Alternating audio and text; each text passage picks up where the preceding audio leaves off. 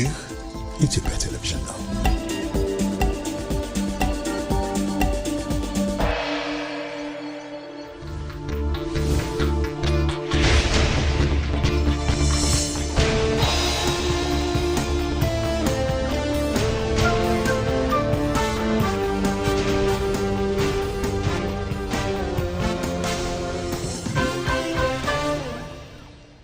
ተናስተልን የተወደዳችሁ እንደምን ቆያችሁ? አንድ ሰዓቱ ነው። ኢቲቪ ዜና 57 እዚህ አዲስ አበባ ከሚገኘው ዋናው ስቱዲዮ የዛሬ ሐሙስ ዘገባዎችን ይዞ ተገናኝተናል። አበይት ነጥቦችን የምስራቅ አፍሪካና አጎራባች ሀገራት የኃይል ትስስር ጥምረት አስቸኳይ ጉባኤ በዚህ በአዲስ አበባ እየተካሄደ ነው።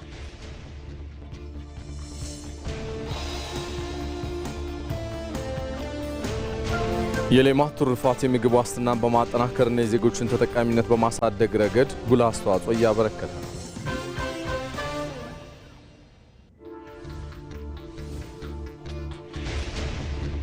በቱርኪ አንካራ የተካሄደው የሰሜን አትላንቲክ ጦር ቃል ኪዳን ድርጅት ኔቶ የሀገራት መሪዎች ጉባኤ አባል ሀገራቱ በጋራ በሚሰሩባቸው ጉዳዮች ዙሪያ ከስምምነት በመድረስ ለመጠናቀቁ ከውጭ ዜና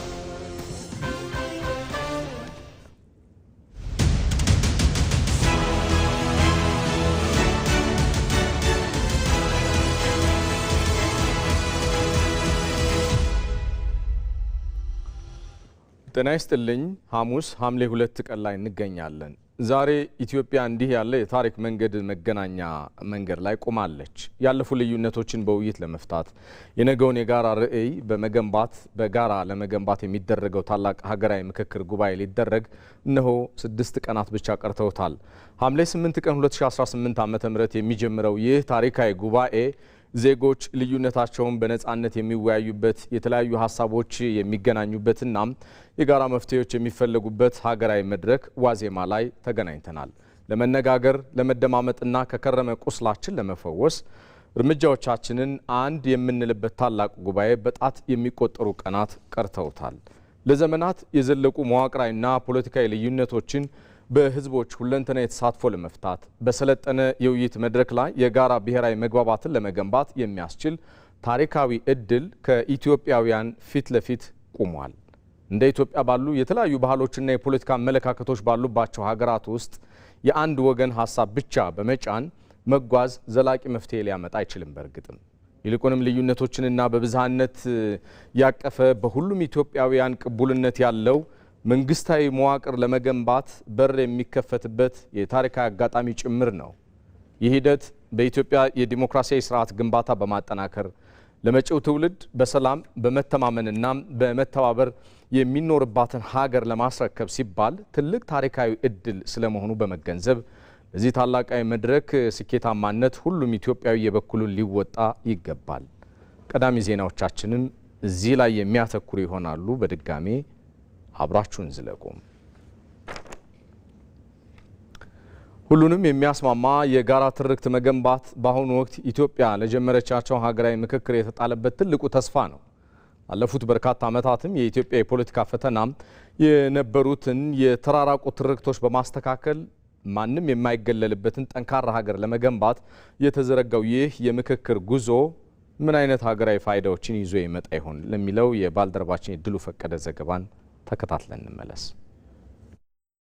ሀገራት ታሪካዊ ስብራቶቻቸውን ጠግነው ወደ ተሻለ ብርሃን የሚሻገሩት በችግሮቻቸው ዙሪያ ፊት ለፊት ተቀምጠው በግልጸኝነትና በታማኝነት መነጋገር ሲችሉ ብቻ መሆኑን የተለያዩ ሀገራት ተሞክሮች ሕያው ምስክር ናቸው። ኢትዮጵያ በአሁኑ ወቅት የጀመረችው ሀገራዊ ምክክርም የዚሁ ታሪካዊ ጉዞ አካልና ስር የሰደዱ የፖለቲካ የታሪክና የማህበረሰብ ልዩነቶችን በመፍታት ረገድ ትልቅ ተስፋ የተጣለበትም ሆነዋል። በዚህም ኢትዮጵያ ላለፉት በርካታ ዓመታት የተጠራቀሙ የፖለቲካ ስብራቶችን ለመጠገንና ዘላቂ ሰላም ለማስፈን የኢትዮጵያ ሀገራዊ ምክክር ኮሚሽን የነገውን ዕጣ ፈንታ ለመወሰን ትልቅ የታሪክ አደራ ተሸክሞ እየሰራ ይገኛል። ለመሆኑ ይህ የምክክር ጉዞ ይዞት የሚመጣው ሀገራዊ ፋይዳ ምን ይሆን? ከወዲሁ ጥሩ ነገሮችንም እየታዩ ነው። በመጀመሪያ ደረጃ የትኛውን በጎ እንቅስቃሴ ድጋፍ ያስፈልገዋል ወይም ደግሞ ሊመሰገን ይገባል። ምክንያቱም የትኛው መልካም እንቅስቃሴ ትንሽ የሆነ ያለው ነገር መልካም ያለው ነገር ሁልጊዜ ወደ ተሻለ ነገር ይመራል። ስለዚህ በመጀመሩ በራሱ እንደዚህ አይነት አማራጭ ሀሳቦች የሚቀርቡበት፣ ሰዎች የሚደመጡበት፣ የተለያዩ ነገሮች የሚጠኑበት አንድ ኮሚሽን መቋቋሙ በራሱ ትልቅ ውጤት ነው መቋቋሙ በራሱ ውጤት ነው። አንድ ነገር መጀመሩ አይደለም የመጀመሪያው እንትን ትልቅ ነገር ነው። ከዛ በኋላም እያከናወናቸው ያላቸው ጉዳዮች በጣም ብዙ ናቸው። ከተለያዩ እንግዲህ ተቋማት ከተለያዩ ህዝቦች ጋር ከተለያዩ እንግዲህ አካባቢዎች ጋር የተለያዩ ግንኙነቶችና ኮሙኒኬሽኖች ተደርገዋል። ስለዚህ ብዙ ነገሮች ተገኝተዋል ማለት ነው። ስለ ሀገሪቱ ስለ ተለያዩ አካባቢ ሰዎች ጥሩ አንደርስታንዲንግ ወይም መረዳት እንዲፈጠር እድሉን ፈጥሯል ማለት ነው።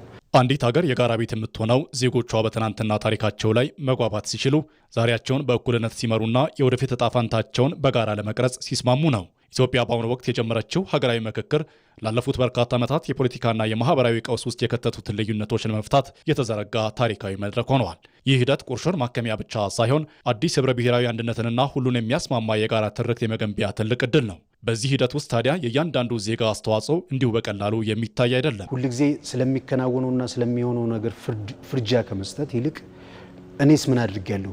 በአብዛኛው እኔ ስትል በነገራችን ላይ ግጭቶችም ችግሮችም እዛው ላይ ያቆማሉ ማለት ነው። በአብዛኛው ቅሬታዎች የሚመጡት ከሌሎች ሰዎች ስትጠብቅ ነው።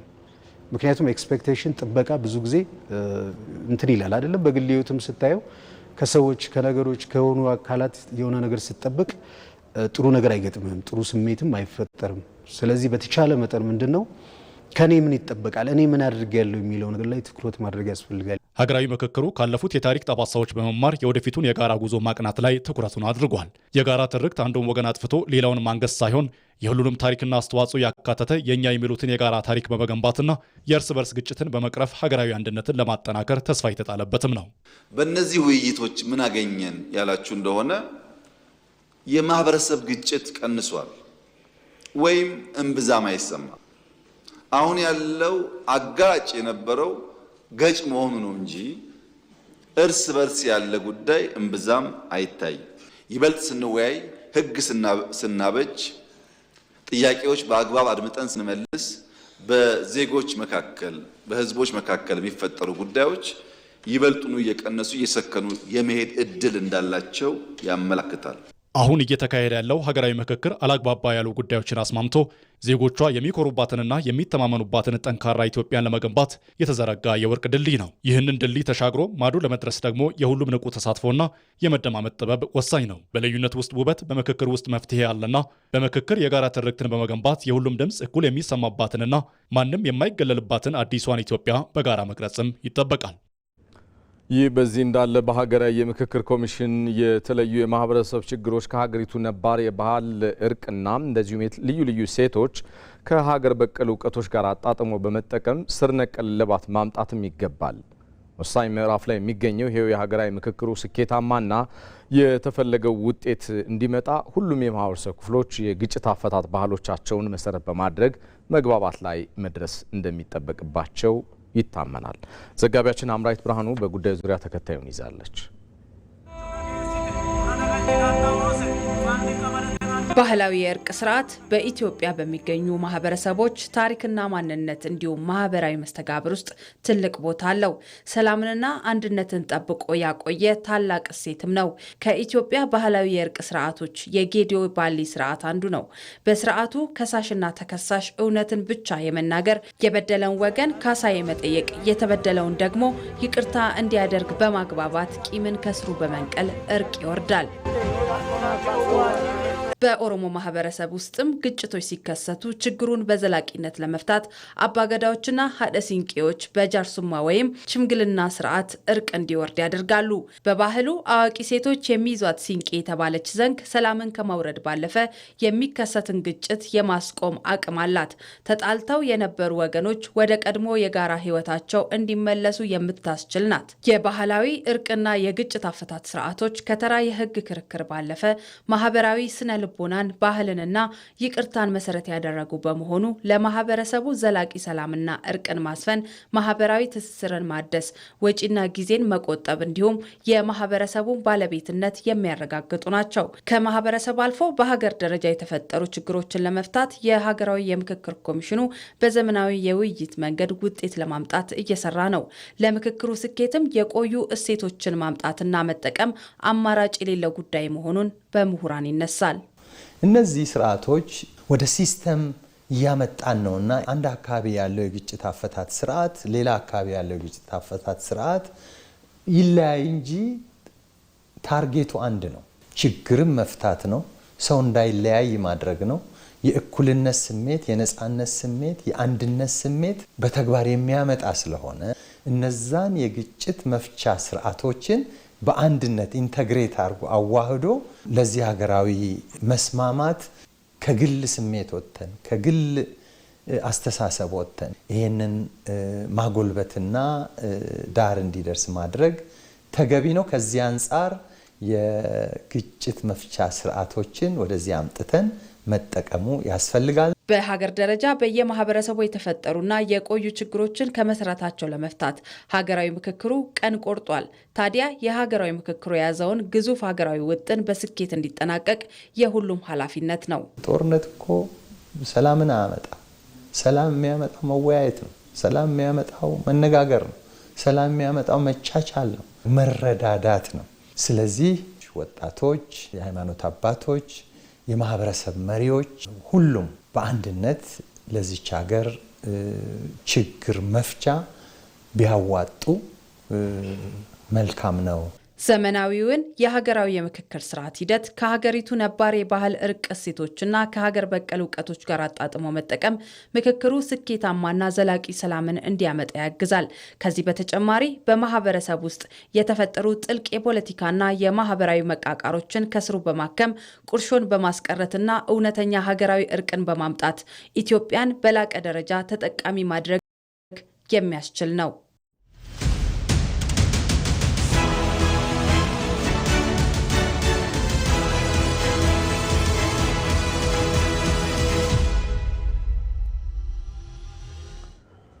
ሸጎሌ አካባቢ ከሚገኘው ስቱዲዮአችን በቀጥታ ስርጭት ቲቪ ዜና 57ን እየተከታተላችሁ ነው። የምስራቅ አፍሪካና አጎራባች ሀገራት የኃይል ትስስር ጥምረት አስቸኳይ ስብሰባ በዚህ በአዲስ አበባ እየተካሄደ ነው። ጥምረቱ 13 አባል ሀገራት ያሉት ሲሆን የተመሰረተውም እንደ አውሮፓ አቆጣጠር በ2005 ነው። በቀጠናው አስተማማኝና በቂ ኃይል አቅርቦትን መፍጠር እንደዚሁም የኤሌክትሪክ ኃይል ሽያጭን ማስፋት የጥምረቱ ዓላማ ነው ብለዋል የውሃና ኢነርጂ ሚኒስትር ዴኤታው ሱልጣን ወሊ። የተቋቋመው በ2005 እንደ አውሮፓውያን አቆጣጠር የዛሬ 20 ዓመት አካባቢ ነው። ዋናው ዓላማ ደግሞ የቀጠናው ሀገራትን በአጠቃላይ በኤሌክትሪክ ኃይል ማስተሳሰር ነው።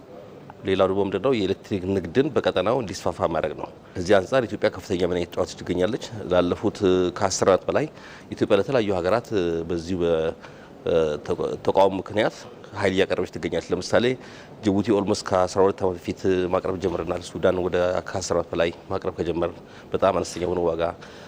ኬንያ የዛሬ 3 ዓመት አካባቢ ነው ማቅረብ የጀመር ነው። ታንዛኒያ ደርሰናል ኦልሬዲ ኦልሞስት ከ1 ዓመት በላይ ለነሱ ማቅረብ ከጀመር። ኢትዮጵያ እንግዲህ የምስራቅ አፍሪካ የኃይል ትስስር አባል ሀገር ናት። ይሄ አባል ሀገር እንግዲህ 13 አባል ሀገሮች አሏት። እስካሁን ድረስ እንግዲህ ለቀጠናው ኤሌክትሪክ ማቅረብ የጀመረችው ብቸኛው ሀገር ብትኖር ኢትዮጵያ ናት። በቀጣይም ይህንን ጉዳይ መቀጠል ብናስባለን። እንደ ሪፖርተራችን አስማረ ብርሃኑ ዘገባ የቀጠናውን የኃይል ትስስር ወደፊት እስከ ደቡብ አፍሪካ የኃይል ትስስር ቀጠናና አውሮፓ ድረስ የማስፋት እቅድ እንዳለም ተነስቷል። በዚህ ስብሰባ አባል ሀገራቱ የሕግ ማዕቀፎችንና ስምምነቶችን በማሻሻልና በመከለስ እንደሚያጸድቁም ይጠበቃል። በዚህኛው ስብሰባ አንደኛው ዓላማችን ምንድነው? ይህንን ትስስር በይበልጥ ማጠናከር ይጠበቅብናል ብለን ነው።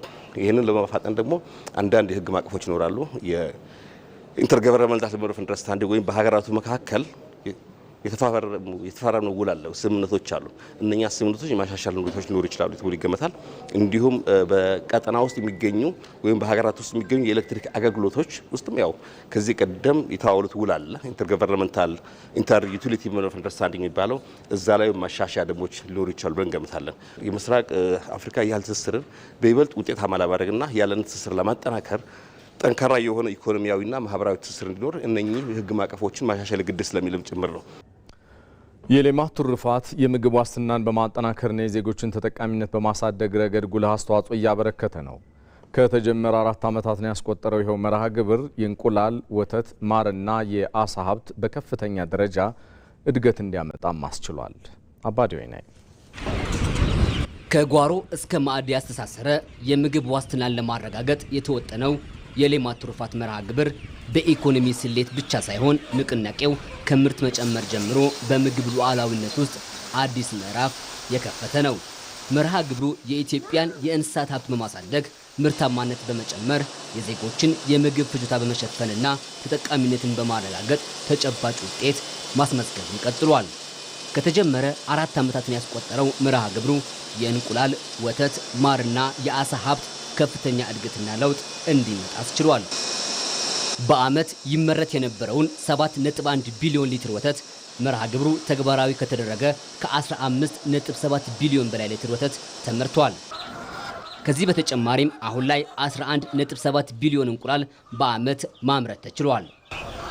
ሌማት ትሩፋት ስንጀምር እንደ ቤዝ ላይን አድርገን ኦፍ ኮርስ አድሚኒስትሬቲቭ ዴታ ነው የወሰድነው። የዛኔም በእጃችን ላይ ያለው ወደ 7.1 ቢሊዮን ሊትር ነበረ ቤዝ ላይን ዴታችን።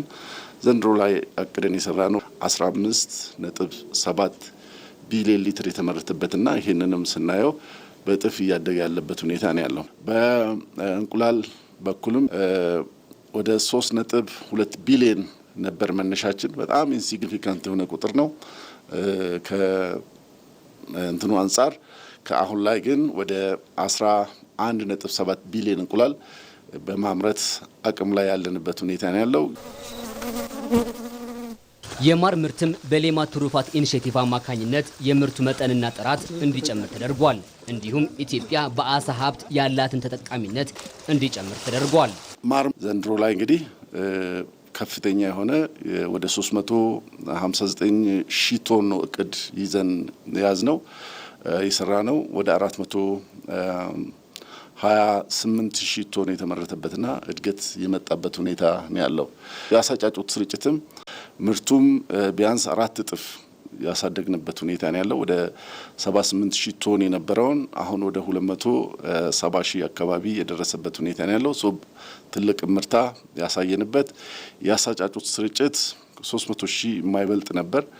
አሁን ላይ ወደ 16.5 ሚሊዮን የአሳ ጫጩቶችን ከ6 ማራቢያ ማዕከላት ወደ የውሃ አካላት እንዲጨመሩ ተደርጎ በዛው ልክ ምርቱ እያደገ የመጣበት ወጣቶች እሱም ላይ ተደራጅተው እየሰሩ ያሉበትና ሰፊ የሆነ የስራ እድል የፈጠረ ያለበት ሁኔታ ነው ያለው። መርሃ ግብሩ የመኖ አቅርቦትን ከማሳደጉም በላይ የዜጎችን ተጠቃሚነት ያረጋገጠ ሆኗል። ወደ 228 የሚጠጉ የመኖ ማቀነባበሪያዎች እስከ ጅጅጋ፣ አሶሳ፣ ሩቅ የሚባሉ ከዚህ በፊት ምንም አይነት የተቀነባበረ መኖ የማይመረትባቸው ቦታዎችም ጭምር የመኖ ምርት እድገት እያሳየ የመጣበት ሁኔታ ነው ያለው። የሌማት ትሩፋት በዝርያ ማሻሻል፣ መኖ ልማትና ጤናን መሰረት አድርገው የተሰሩ ስራዎች የምርታማነት እድገት አስመዝግበዋል። ይህ ጥረትና ተጨባጭ የምርት እድገት የማህበረሰቡን የአመጋገብ ስርዓት ከመቀየር ጀምሮ የኢኮኖሚ አቅም በማጠናከሩ ሀገራዊ የራስን የመቻል ጉዞን በተግባር ያረጋገጠ ደማቅ ውጤት እያስገኘ ይገኛል።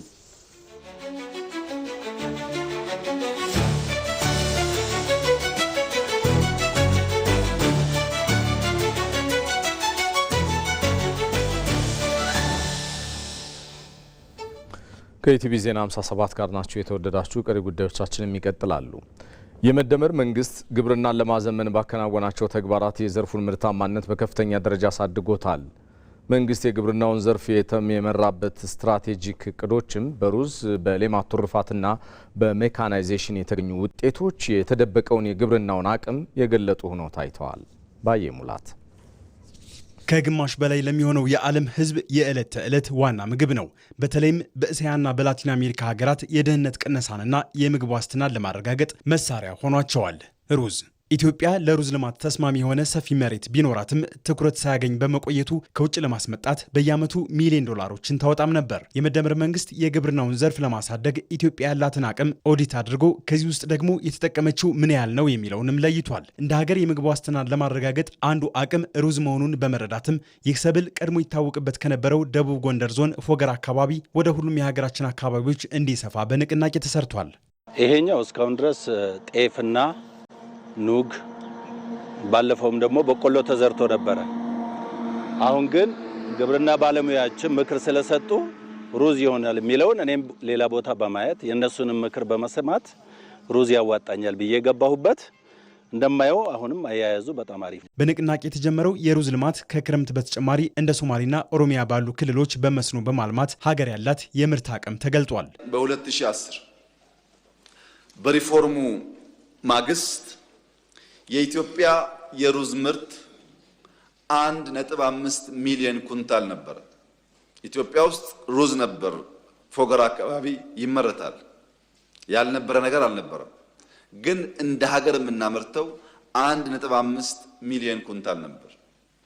ባለፈው ዓመት 63 ሚሊዮን ኩንታል ነው ያመረት ነው። የኢትዮጵያ ግብርና ጉዞ ካለፉት 5 ዓመታት ወዲህ በዚህ መልኩ የተቃኘ ነው። ልክ እንደ ሩዝ ሁሉ በበጋ መስኖ ስንዴ፣ በቡና፣ በሌማት ትሩፋት፣ በእንስሳት ሀብትና በሌሎችም ያልታየውን በመግለጥ አቅምን ወደ ሀብት እየቀየረ ነው። ግብርናው ገበያ ተኮር የሆኑ ምርቶችን በስፋት በማምረት በምግብ ራስን መቻል ብሎም ወደ ውጭ በመላክ ከፍተኛ የውጭ ምንዛሪ በማስገኘት የኢኮኖሚ አንዱ ምሰሶነቱን ለማረጋገጥ የሚጓዝበት መስመር ነው። የመደመር መንግስት ምርታማነት እንዲያድግ ዘመናዊ የግብርና መሳሪያዎችን ለአምራቹ ተደራሽ የሚያደርግ ፖሊሲንም ወደ ስራ አስገብቷል። የግብርና መሳሪያዎች ከቀረጥ ነጻ እንዲገቡና አርሶ አደሩ በብድርና በተመጣጣኝ ዋጋ መሳሪያዎችን በመግዛት ወደ ዘመናዊ ግብርና እንዲሸጋገር መሰረት የተጣለውም ባለፉት 5 ዓመታት ነው።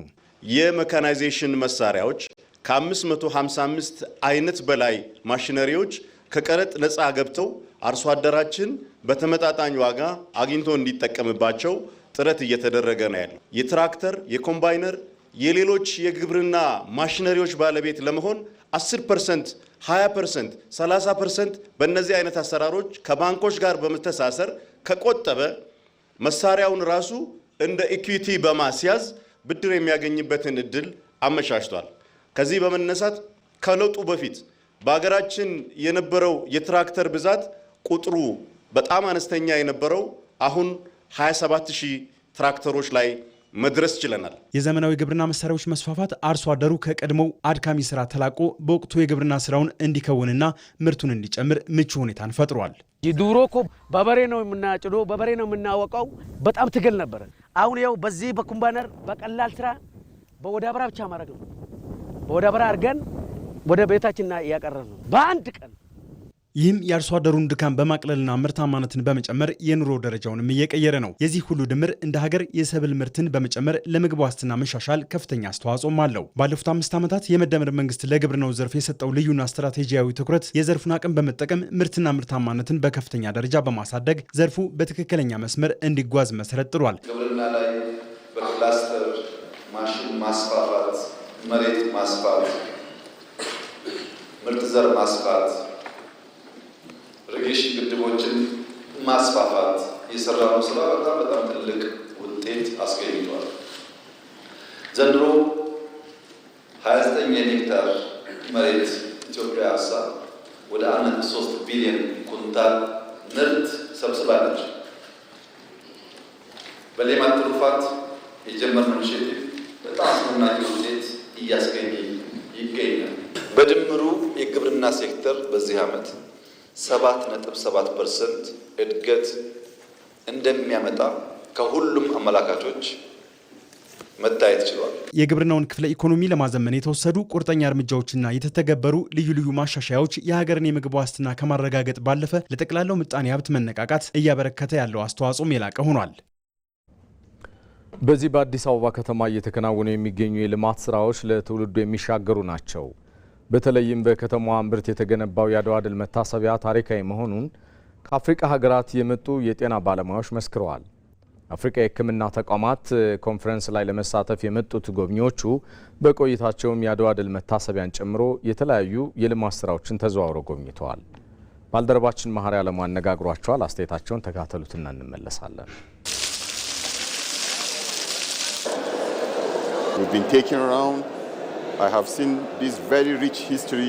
እዚህ ሙዚየም ውስጥ እየተዘዋወርኩ ነበር። በርካታ ታሪኮችን ተመልክቻለሁ። የኢትዮጵያ ያለፉ ታሪኮች በሚገባ ተሰንደዋል። ይህ ደግሞ የበፊት ታሪኮች ምን ይመስሉ እንደነበር ለመግለጽ ያግዛል።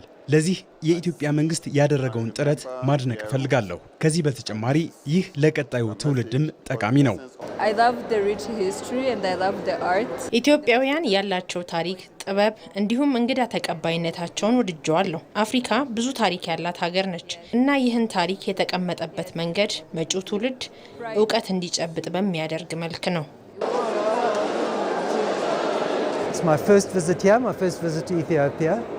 እኔ ኢትዮጵያን ስጎበኝ ለመጀመሪያ ጊዜ ነው እና በጣም የሚደንቅና የሚገርም እድገትን ተመልክቻለሁ። በአፍሪካ ታሪክ ይህ በቅኝ ግዛት ስር ለነበሩ ሁሉ የነጻነት ምልክት ተደርጎ የሚወሰድ ነው። ታሪኩ ይሄው ምስክር ነው። ስለዚህ ማንም ሰው ያኔ የነበረውን የድል ታሪክ ምን ይመስል ነበር የሚለውን ይህን በማየት ብቻ መረዳት ይችላል። ምድረ ቀደምቷ ኢትዮጵያ ምን እንደምትመስል እየጎበኛን ነው። በዚህ ጉብኝቴ ታሪክን እንዴት እየጠበቁ እንደሚገኙ ተመልክቻለሁ። ዜና በቀጥታ እየተላለፈላችሁ የሚገኘው ሸጎሌ አካባቢ ከሚገኘው የኢቢሲ ዋናው ስቱዲዮ ነው። ከውጭ የመረጥነውን ጉዳይ እናጋራችሁ። በቱርክ አንካራ የተካሄደው የሰሜን አትላንቲክ ጦር ቃል ኪዳን ድርጅት ኔቶ የሀገራቱ መሪዎች ጉባኤ አባል ሀገራቱ በጋራ በሚሰሩባቸው ጉዳዮች ዙሪያ ከስምምነት በመድረስ ተጠናቀቀ። የአሜሪካው ፕሬዝዳንት ዶናልድ ትራምፕ በአንጻሩ በአጋር ሀገራት ላይ በሰነዘሩት ጠንካራ ወቀሳ በኢራን ጦርነት ዙሪያ በያዙት አቋምና በግሪንላንድ ላይ በድጋሚ ባነሱት ይገባኛል ጥያቄ በጉባኤው ላይ ፈጥሮት የነበረው ውጥረት ረግቦ ጉባኤው ሀገራቱ በጋራ በመግባባት የአንድነት መልእክት አስተላልፈውበት በሰላም ተጠናቋል። ምንም እንኳን በየመድረኮቹ ላይ በእነኚህ ጉዳዮች ዙሪያ የቃላት ጦርነት ቢበረታም ከዝግ በሮች በስተጀርባ የተካሄደው ይሄው የመሪዎች ስብሰባ ግን ፍጹም የተለየ መልክም ነበረው። በዚህም በስብሰባው ማጠናቀቂያ ፕሬዝዳንት ዶናልድ ትራምፕ ንግግራቸውን ሙሉ በሙሉ በመቀየር ስኬታማ ጊዜ እንዳሳለፉና አሜሪካን በኔቶ ውስጥ የመቆየት ጽኑ ፍላጎት እንዳላት አረጋግጠዋል። የኔቶ ዋና ጸሐፊ ማርክ ሩት የአውሮፓ ሀገራት ወታደራዊ ወጪያቸውን ማሳደጋቸውንና ማክሰኞ ይፋ የተደረገው የ50 ቢሊዮን ዶላር የመከላከያ ተነሳሽነትን በማንሳት የትራምፕን ስጋቶች ለማስታገስ መቻላቸውን አመላክተዋል። የሁለት ቀኑ የአንካራ ጉባኤ ማጠቃለያ ታዲያም ኔቶ ከመቼውም ጊዜ በላይ ጠንካራ መሆኑን ለማሳየት የሞከረባቸውን በርካታ ውሳኔዎችን አሳልፈዋል። በጉባኤው የኔቶ አባል ሀገራት ለዩክሬን የሚሆን 80 ቢሊዮን ዶላር ወታደራዊ እርዳታ ለመስጠት ቃል ስለመግባታቸው የዘገበው ሮይተርስ ነው። ተወደዳችሁ ለሰዓቱ ያልናቸው ዘገባዎቻችን ነኝ ናቸው። በቀሪ ደቂቃዎቻችሁ ደግሞ ከተመራረጡ የቢዝነስና የስፖርት ዘገባዎች ጋር ታሳልፋላችሁ። ባልደረቦቼ እንደየቅደም ተከተላቸው ይጠብቋችኋል። 2 ሰዓት ላይ ከኔ ጋር መልሰን የምንገናኝ ይሆናል። ሰናይ ጊዜ